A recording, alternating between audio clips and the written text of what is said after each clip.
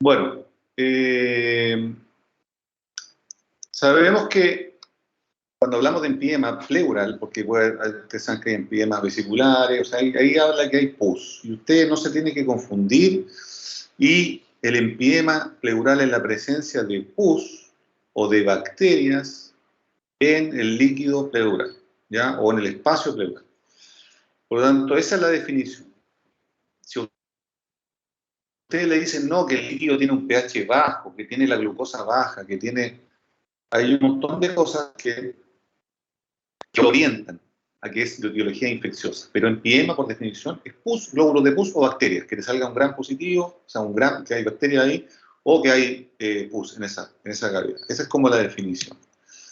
Ahora, tenemos respecto a la etiología, que hay empiemas primarios, donde se trata de una complicación de una enfermedad primaria del pulmón o la pleura, que es lo más frecuente. Por ejemplo, una neumonía. La neumonía, y ese exudado después se infecta y hace un empiema. Y el secundario se refiere a algunos agentes externos, por ejemplo, intervenciones, digamos, procedimientos invasivos en el pulmón que terminan, o heridas penetrantes, etcétera, que terminan haciendo un empiema, ¿ya? Es resistente el espacio pleural, pero no siempre, ahí está ahí se pone la balanza respecto de la virulencia, el estado del paciente, etc. Entonces, déjame avanzar. La mayoría de ellos son paraneumónicos, la doctora clásica, un paciente con una neumonía que, digamos, hace esta complicación. Postoracotomía, ya nosotros quizás no tenemos tanta incidencia en esto, pero en el mundo es así. Y postrauma de origen idiopático, a veces hay situaciones en donde se acumula líquido y se infecta, por ejemplo, las patologías como una insuficiencia renal, en diálisis, que tienden a juntar tercer espacio y termina infectándose. A veces también tiene que ver con el estudio de ese espacio pleural, lo pinchan, lo vuelven a pinchar, y eso se va infectando. Y hay otras causas también más extrañas, no sé, por ejemplo, la perforación esofágica o algunos procesos secundarios en el abdomen que terminan infectando hacia la superior. Con respecto a la microbiología, el germen más frecuente es hablamos de anaerobios, sobre todo en casos que nunca se sospecha, pero son muy frecuentes y siempre hay que pensarlo. Porque la neumonía aspirativa, por ejemplo, es la saliva que se traga el paciente, que se aspira y que termina dando este tipo de gérmenes. Siempre uno debería cubrir tanto anaerobios como aerobios en general, biterapia, porque es muy, muy frecuente que se asocien. El otro problema es que los anaerobios no logran uno diagnosticarlos tan fácilmente. Para el cultivo anaerobio se necesita, digamos, una muestra, que la muestra se transporte en medios especiales que no en todos los lugares existen, ¿ya? Y muchas veces no encuentras la causa, ¿ya? Le hace el grano, le hace cultivo y no encuentra, digamos, el germen que está provocando, ¿ya? Muchas veces, después de varios días de antibióticos, tú logras hacer la muestra y la muestra ya está casi estéril porque no encuentras el bicho que era el responsable. Pero igualmente tú tienes que usar la biterapia, ¿cierto? Habitualmente Acantex, metronidazol o clindamicina, ¿ya? Antes, en la era preantibiótica, los gérmenes más frecuentes eran estos, ¿ya? El Streptococcus pneumoniae, el Staphylopiógenes y el Staphylococcus hubo una gran desastre en la Guerra Mundial y después de la epidemia de gripe, en los principios del siglo pasado, en donde hubo mucha mortalidad por empiema, ¿ya? Que es casi la etapa donde el cirujano de tórax se empezó como a formar como cirujano de tórax. Y había tal cantidad de empiema que se formó una comisión especial para empiema en Estados Unidos, en la posguerra, que empezó a aplicarse a los empiema, y eso mejoró mucho la mortalidad, sobre todo considerando la aparición de los antibióticos. Bueno, ¿Cómo es la fisiopatología? En general, hay una disminución de la permeabilidad, o más bien a nivel de la pleura con inflamación, alteración de la cascada de coagulación, por otro lado, migración de células inflamatorias, ¿cierto? Hay inhibición de la fibrinólisis, se deposita fibrina y se produce esta infección bacteriana que después se organiza en lóculos y aparece el pil pleural, que es como una corteza, una capa inicialmente de fibrina que tapiza el pulmón y que evita que el pulmón se estire, y eso hace como un atrapamiento pulmonar, ¿ya? Y finalmente se produce una fibrosis después del tiempo evolutivo y que hace que se quede rígido ese hemitórax, se deforme, se reorganice y de ahí los procedimientos, los tratamientos van a ser distintos. ¿Cuáles son las etapas de este? Como toda infección, en cualquier órgano del cuerpo, en cualquier sistema, inicialmente hay una etapa exudativa, ¿ya? Donde hay aparición de polimorfonucleares, hiperemia, etc.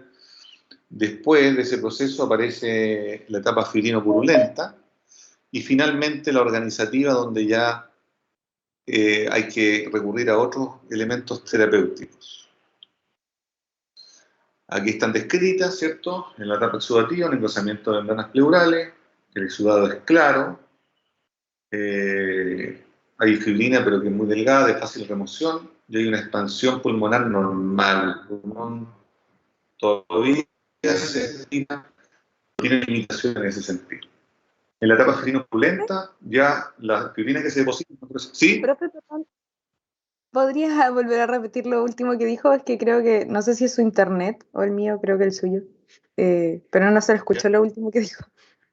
Sí, lo que te quería decir, que las primeras etapas, porque esto es, la idea es poder intervenir precozmente antes de que el pulmón ya quede atrapado, encarcerado, donde no se puede movilizar. Porque el gran problema de esto al final, si es que no se muere el paciente por la infección, es que el pulmón no se estira y queda restrictivo durante, digamos, el resto de la vida. Entonces, abordar en forma precoz el empiema es la idea, detectarlo precozmente y poder hacer algo por él, o sea, por el paciente. Entonces, te decía que en la primera etapa, donde hay inflamación, exudado claro, la fibrina es muy delgada que tapiza el pulmón, la expansión del pulmón es normal, o sea, el pulmón se infla y se estira, sin problema, ¿ya? Después, en la etapa fibrino-purulenta, la fibrina es más gruesa, el líquido se pone más turbio, purulento, y ahí aparecen loculaciones, ¿ya? Que son, digamos, zonas aisladas dentro del espacio pleural donde se deposita como pseudoencapsulamiento de tejido purulento. A veces hay un material ahí tipo gelatinoide, ¿ya? Que es muy difícil de obtener por punción, ¿ya? Habitualmente el pH está bajo 7.2, uno espera que se empiece a locular el paciente, ¿ya? Con líquidos con pH muy bajo uno ya piensa esto se va a locular, no va a ser suficiente con un drenaje, quizá hay que hacer otro procedimiento, ¿ya? Y el pulmón ya se empieza a poner un poco más rígido. Y finalmente en la etapa de organización ya hay un crecimiento fibroblasto con un depósito de colágeno duro que hace que, y de hecho hay escaso pus, ¿ya? Pero el pulmón no se estira porque tiene una suela, una verdadera suela que lo cubre por fuera y lo hace que con esa restricción de la expansión. Y en ese momento hay que usar otros elementos terapéuticos. Ahora, estas tres etapas están, digamos, entremezcladas, no es que termina una y empieza la otra, ¿cierto? A veces encuentra una zona más de una etapa y otras zonas más de otra etapa. Vamos a hablar un poco de la clínica, del estudio del líquido y imagen. Cuando viene, claro, un paciente con una enfermedad respiratoria aguda y tiene un derrame, tengo que pensar que tiene un empiema, ¿ya? Entonces vamos a hablar de los síntomas. Va a depender un poco de la causa. Si el tipo lo apuñalaron, va a tener sintomatología de eso. Si se le rompió el esófago, va a tener sintomatología de eso. Pero lo más habitual es que tenga una neumonía y que hace un derrame después de esa neumonía. Entonces hay que tener claro cuál es el estadio del empiema y ver la cantidad de pus que hay. El estado inmunitario y la virulencia también influyen. Es decir, ¿qué tan rápido llega a la etapa felinopurulenta? ¿Qué tan rápido se organiza? ¿Qué tan rápido se incendia el paciente? Que es un término, digamos, que hemos estado usando últimamente. Por supuesto que si al tipo lo apuñalan y el cuchillo tiene un tremendo bicho que le ponen a eso, el paciente probablemente rápidamente evoluciona al empiema y la evolución es mucho más acelerada, ¿ya? Por ejemplo, tuvimos un paciente que ustedes deben conocer alguno, que se le perforó la tráquea con una sonda nasoenteral, ¿ya? Se le instaló una nasoenteral y entró por la tráquea y se perforó el pulmón y se le alimentó, se le metió comida y la comida quedó en la pleura.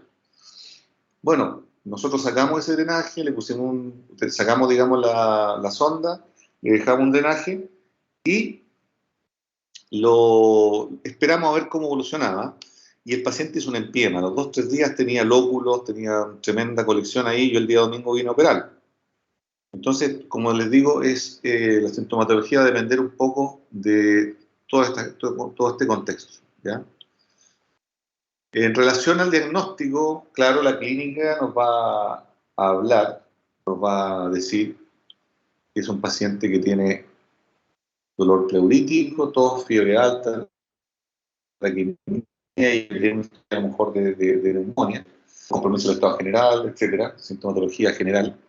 El examen físico vamos a encontrar disminución de la movilidad del hemitórax, de los ruidos respiratorios, materia de la percusión, y leucocitosis PCR elevada, que es más o menos algo común a todas las infecciones, ¿cierto? Pulmonares. Ahora, ¿cómo diferenciamos? Empezamos siempre por lo más básico, la radiografía, ¿ya? Y en la radiografía va a encontrar el derrame, con o sin neumonía, o a veces la presencia de un absceso pulmonar. Yo les explicaba el otro día que el absceso pulmonar es la consecuencia final en general de una neumonitis necrotizante, habitualmente por anaerobios, gérmenes que producen necrosis. Y esto ocurre por aspiración muchas veces, y se dan los lóbulos que van hacia, digamos, que son más declive en el decúbito dorsal, o sea, en los basales posteriores de los lóbulos inferiores, izquierdo y derecho. Entonces, vamos a encontrar un derrame, o el absceso, un engrosamiento de la pleura, y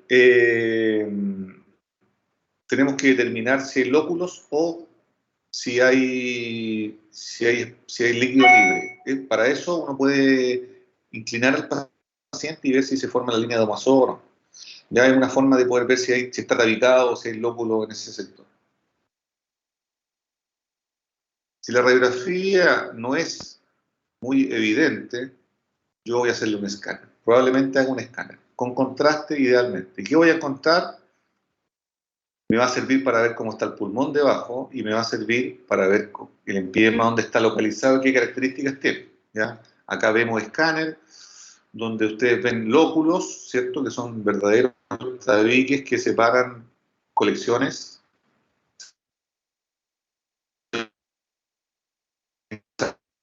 Fíjense el que tiene. Esta pleura está muy gruesa.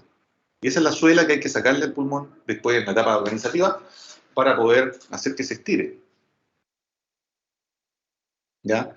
Ustedes fíjense que la mitad de tórax se va remodelando de alguna forma. Fíjense las costillas cómo se van acercando una a otra, el diafragma probablemente se va elevando, y ahí usted ve cierta asimetría que hace que se remodela el mediastino para poder ocupar esos espacios. Aparte del escáner, yo también tengo un elemento que es muy útil, que es la ecografía. La ecografía es muy útil porque documenta perfectamente la presencia de líquido y de lóculos y me permite hacer procedimientos en forma inmediata. Aquí yo hago la imagen ecográfica, puedo agarrar una agujita y pinchar y obtener mis muestras. Entonces eso le da, incluso instalar un drenaje, etc. Eso te da la utilidad. Entonces tenemos radiografía, escáner y eco. ¿Cuál es el paso siguiente? Estudiar el líquido, ¿cierto? Porque todavía no tengo un diagnóstico. Tengo una sospecha por imagen y por la clínica. Entonces le hago una toracocentesis diagnóstica. Si el derrame es muy masivo, a veces uno encuentra epidemas que son brutalmente un derrame masivo, y yo tengo que hacer también una toracocentesis evacuadora, aparte de diagnóstica. Entonces se hace un estudio citológico, en análisis bioquímico, extinción de Gram y cultivos, ¿ya? Siempre solicitar cultivo de hongo y cultivo de Koch, ¿ya? Que también la tuberculosis produce en pie, digamos, derrame. Y al examen macroscópico voy a encontrar pus. Y voy a encontrar un exudado pleural de predominio polimorfo nuclear. Y pH bajo 7.2 en general. Pero el diagnóstico es por el Gram, por el cultivo positivo y la presencia de pus. Ese es el diagnóstico. Lo demás es sospecha solamente. ¿Ya? Bueno, como les decía, hay la etapa 1, exudativa, fibrino purulenta, organizativa, en realidad no son muy exactas, depende de las condiciones basales del paciente, de la virulencia, de otras cosas, pero en general una es consecutiva a otra, y a veces hay zonas que se van entremezclando una con otra. Y es importante porque en cada etapa yo voy a tener distintos tipos de tratamiento. Por ejemplo, si yo tengo una etapa tardía, donde el pulmón está totalmente atrapado con un pil grueso, con una suela, que, yo no le- que no me va a servir solo ponerle un drenaje, porque yo lo que tengo que hacer ahí es tratar de sacar este pil pleural, esta coraza que tiene el pulmón, para que se estire más, ¿ya? Así como en la fase exudativa yo no le voy a hacer una toracotomía para poder limpiarlo, a lo mejor basta hacer con una videotoracoscopía, ¿ya? Entonces, en general, la videotoracoscopía eh, me sirve en las primeras dos etapas del pie, ¿ya? Y en eso, incluso en la segunda etapa, que está fibrino purulento, que hay más pus, etcétera, pero uno puede repetir esa videotoracoscopía y volver a limpiarlo. Ahora, ¿a qué se refiere con fibrinolisis? Bueno, eso se lo voy a explicar después, pero en el fondo hay pacientes que son muy limitados desde el punto de vista pacientes postrados, con mal paño, digamos, que someterlo a una cirugía es como mucho. Uno puede usar algunos fibrinolíticos a través del drenaje y eso permite limpiar bastante la cavidad, ¿ya? Entonces el tratamiento va desde el drenaje simple, que podría ser un exudativo, que le pone un drenaje y el paciente se mejora, hasta una toracoplastía. La toracoplastía se refiere a cuando el pulmón no es capaz de estirarse lo suficiente y hay que hacer alguna modificación anatómica del tórax para que no quede un espacio libre. Cada vez menos frecuente de ver, pero también es una herramienta terapéutica. Entonces, esa elección del tratamiento va a depender de la etiología, de la etapa del empiema y de la condición general del paciente, ¿cierto? Si tengo un paciente postrado con un derrame, un empiema fibrino purulento, que el paciente no tolera una cirugía, a lo mejor le pongo un drenaje y después le puedo poner un poquito de fibrinolítico, por ejemplo. Entonces, los principios básicos, Doctor, sí, una consulta, ¿qué significa la sigla OWT? del LBT, no venía preparado. Bien.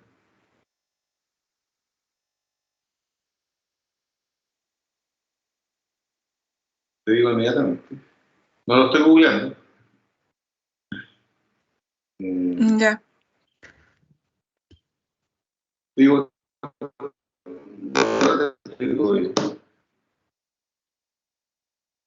mira, esto en realidad no es parte de lo que nosotros hacemos siempre, pero debe ser una tontera que no tengo acá escrito.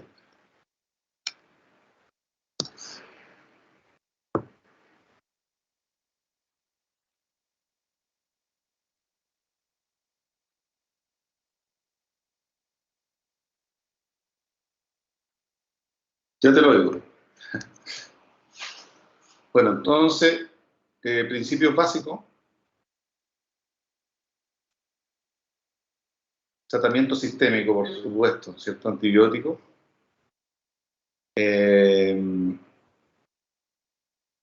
Todos esos lóbulos hay que romperlos, separarlos y juntar uno que no haya ningún tabique en el pulmón, en el hemitórax. Y tu objetivo, por supuesto, que es que el pulmón se expanda, en el caso de obstrucciones, digamos, a su reexpansión. Tiene que expandirse en forma completa. Y siempre el apoyo nutricional. Estos empidemas son un estado catabólico catastrófico, en donde el paciente se desnutre rápidamente, por lo tanto es una pieza fundamental que el paciente tenga buena proteína. ¿Ya? Todo el soporte. ¿Ya? Siempre hay una discusión con los infectólogos en relación a que uno es el que opera al paciente, tú lo limpias y le tomas muestras, obviamente nunca le va a tomar una muestra específica porque no están los medios para detectar anaerobios. Por lo tanto, el infectólogo muchas veces se limita al germen que encontraste.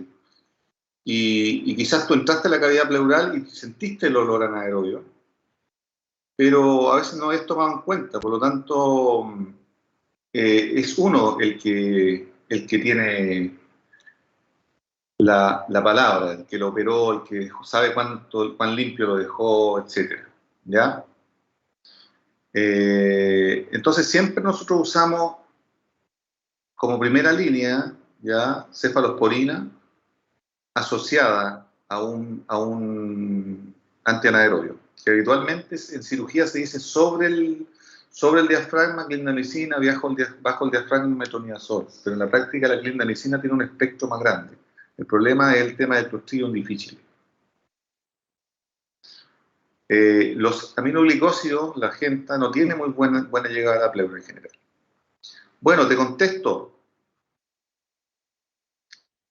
lo que preguntaste anteriormente. Esto, ¿no? Sí. Esto me preguntaba. Ya, eso quiere decir Open Window Thoracostomy. Quiere decir que tú, es súper raro, pero es una ventana, una toracostomía, es decir, el paciente se infecta tanto, hay que lavarlo todos los días, entonces yo le hago una ventana, le saco un par de costillas, digamos, abajo, dejo un espacio abierto, y eso te permite hacerlo en forma más regular. Y hay dos formas, hay una ventana que se llama ventana de Cladget, y hay otra ventana que se llama el OS. Una, la de Cladget, que están descritos en la clínica Mayo hace muchos años, tiene que ver con que tú haces un flap de piel, sacas las costillas, pero dejas un flap, dejas como una lengüeta de piel, que después te permite cerrar ese cavidad. Y en ese caso tú lavas y después pones antibióticos, el líquido antibiótico, digamos en una solución, y cierras, ¿ya?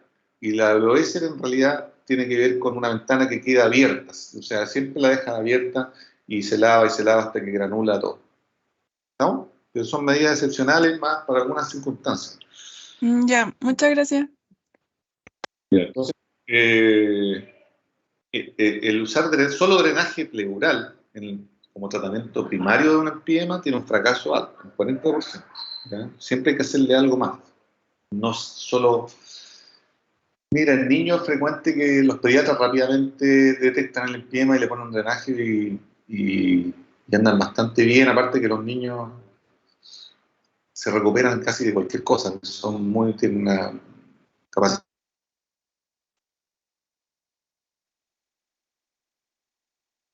tratamiento definitivo, ver cómo anda. De la sonda, por ejemplo, que perforó, que hizo un motor en realidad, pero sabíamos que iba a ser un empiema, dejamos un drenaje y bueno, después le hicimos una cirugía. Puede estar guiada por ecografía, según la etapa en donde estés, tú puedes guiarte por imágenes, ¿ya? Con respecto al calibre, uno siempre dice que tiene que tener un calibre grueso, pero en la práctica, si el derrame es un paraneumónico, recién se está formando el empiema, a lo mejor es más fluido el líquido, yo podría usar un drenaje más pequeño, ¿ya? Idealmente en la parte más declive ubicarlo, uno ve que hay respuesta, digamos, clínica rápidamente. ¿Y cuándo lo retiro? Que era una pregunta que ellos también hacían. Idealmente cuando la infección esté controlada, cuando el espacio esté reducido en el sentido que el pulmón se expandió. Y los débitos, esto es relativo, ¿cierto? Depende un poco no tanto de la cantidad de líquido, sino que de las características que tenga, ¿ya? Si yo, por ejemplo, tengo la infección controlada, tengo el débito de menos de 50 cc, pero la radiografía yo veo que todavía colecciona, yo tengo que pensar que está tapado el drenaje, por lo tanto tengo que tratar de destaparlo. Ahora, ¿cómo lo destapo? Bueno, con medidas asépticas, por supuesto, y eventualmente con fibrinolíticos también puedo destaparlo, ¿ya? Después hay otras opciones que son el pigtail Pleurogan, que son como pequeños drenajes de calibre más pequeño, más chico, pero que el problema es que se obstruyen, porque la fibrina y pus tapan esos drenajes, ¿ya? Entonces se reserva, como les decía antes, para pacientes que no son candidatos a cirugía, porque tienen muchas comorbilidades, ya el paciente anciano, postrado o neurológico, habitualmente es mejor usar este tipo de procedimiento antes que una cirugía. Los fibrinolíticos producen degradación, destrucción de los tabiques. Es impresionante cómo actúan, nosotros usamos streptokinasa en este medio. Y funciona muy bien, ¿eh? Esta es la solución. Bueno, la streptokinasa viene en una ampolla de 1500, creo que son 1.500.000 unidades. Entonces uno lo diluye con suero fisiológico, dejándolo como 1 ml por 250.000 unidades, y le administra 1 ml cada 12 horas, ¿ya? Por el tubo. Y eso es impresionante cómo degrada los tabiques. Hay que tener cuidado con el sangrado, eso sí, porque eso es una indicación de dejar de usar la streptokinasa. Con respecto a lo quirúrgico, está indicado cuando no se ha logrado una resolución con el drenaje ni con antibióticos, ¿ya? ¿Y qué es lo importante de hacer? Hay que debridar, evacuar el material necrótico del espacio pleural, desfocarlo, ¿cierto? Y decorticación es cuando uno ya, en un paciente que tiene una etapa organizativa, saca la corteza del pulmón que es la pleura visceral, para que éste se reexpanda, ¿ya? Entonces hay que liberar el pulmón, es decir, dejar toda esa fibrina afuera y hacer que se expanda de nuevo todo ese lado del tórax. En la videotoracoscopía es cuando uno lo hace en forma precoz, ¿ya? Es decir, es una etapa, digamos, exudativa o purulenta, y ahí yo le meto la cámara, le meto los trócares y voy limpiando y sacando todo lo que pueda de ahí, ¿ya? Y también el paciente de alto riesgo es más conservador.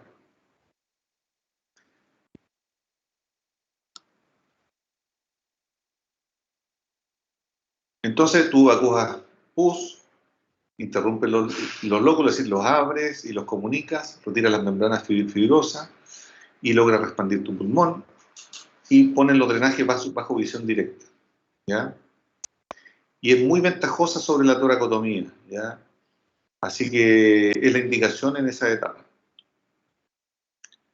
Sin embargo, la toracotomía es para la decorticación formal, es decir, es una opción más invasiva para el empiema del pulmón encarcerado por el pil pleural muy grueso. También puede usarse en etapas fibrino-purulentas. Acuérdense que comparten algunos estadios, hay parte más organizada y parte más fibrino-purulenta. Se hace bajo anestesia general, igual que la videotoracoscopía, con ventilación monopulmonar. Esto es muy importante, tienen que ustedes usar un tubo de doble lumen, intubación selectiva, que te permita aislar un bronquio, porque al poner al paciente en decúbito lateral, todo el material infeccioso de un pulmón se va a ir al otro pulmón. Entonces tengo que tener bloqueado el otro aislado el otro pulmón para que eso no transcurra hacia el pulmón sano. Entonces, claramente, la decorticación restaura la función mecánica y mejora la capacidad vital. Ahí vemos cómo es digamos, la toracotomía. Muchas veces es difícil la elección, muchas veces tú dices, ya, no, esto yo creo que lleva un par de semanas, por lo tanto yo puedo hacerle una video, y cuando metes el video dice, es imposible de operar por video. Y ahí es donde tú tienes que convertir al paciente y hacer una toracotomía, y lo que se hace básicamente es esto, como ven en la imagen, ustedes hacen una pequeña incisión en la pleura, que es súper gruesa y no deja que el pulmón se estire, y tú vas disecando lentamente, tratando de no meterte en el pulmón, y sacando este tejido para que el pulmón después se pueda estirar. Bueno, pueden ocurrir complicaciones, como todo proceso, pero lo más frecuente es la fibrosis, ¿ya? Que se refiere a la fibrosis, al fibrotórax. Es un tórax rígido como palo que no se puede mover y que el pulmón está totalmente atrapado. Eso es cuando no se hizo nada en el fondo por el paciente. Lo otro es el empiema necesitatis, que es una situación en donde el absceso, la colección de pus busca una salida y encuentra esa salida a través de la piel y termina evacuándose a través de la piel. Y la pesadilla de nosotros, que es la fístula broncopleural, ¿verdad? Que es cuando, digamos, el bronquio está comunicado con el espacio pleural. Y se comunica y tiene expulsión a través de los bronquios, pero eventualmente va infectando esa cavidad pleural y va haciendo que se coleccionen en la pleura distintos gérmenes, hongos, etcétera, y que es una situación muy compleja de tratar. Y algunas inusuales, osteomelitis, etcétera, abscesos.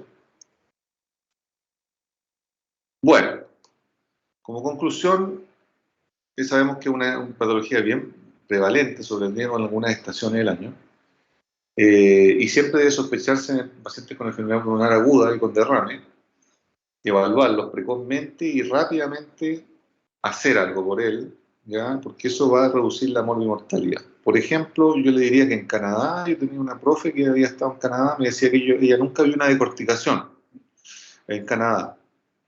A lo más veía una videotoracoscopía. ¿Qué pasaba? Que el paciente rápidamente era diagnosticado el derrame, se le ponía un drenaje, se le usaba fibrinolítico y se acababa el problema. O sea, no llegaban tan tarde como lo hacen acá en los países más tercermundistas, en donde el paciente llega ya con su empiema franco. Siempre realizar toracocentesis diagnóstica, estudio citológico, y ahí los análisis esos de regla siempre los derraman. Antibióticos precoz, pleurostomía y BTC. Rápidamente hay que irse a ese manejo. ¿Ya? Bueno, eso es lo que le quería contar. No sé si tienen alguna duda.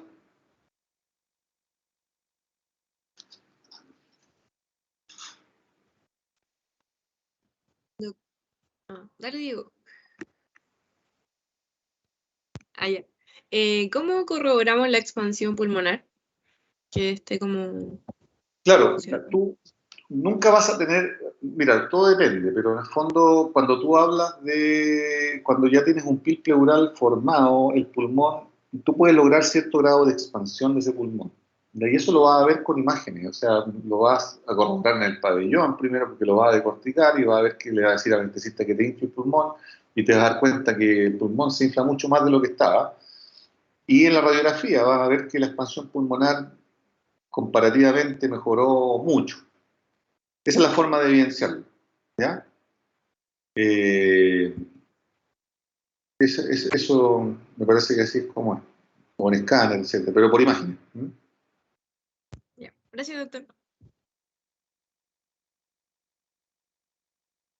No sé si tienen alguna duda más.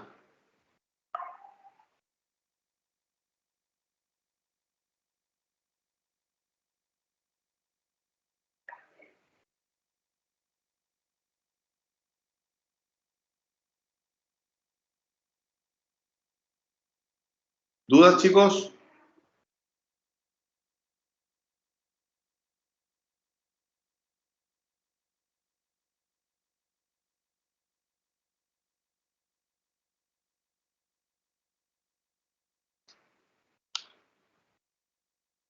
Ya, entonces, damos por terminada la clase. Estamos comunicándonos, ¿ah? Chao, hasta luego. Chao, doctor, muchas Chao, gracias. doctor. Gracias. Chao, doctor, gracias.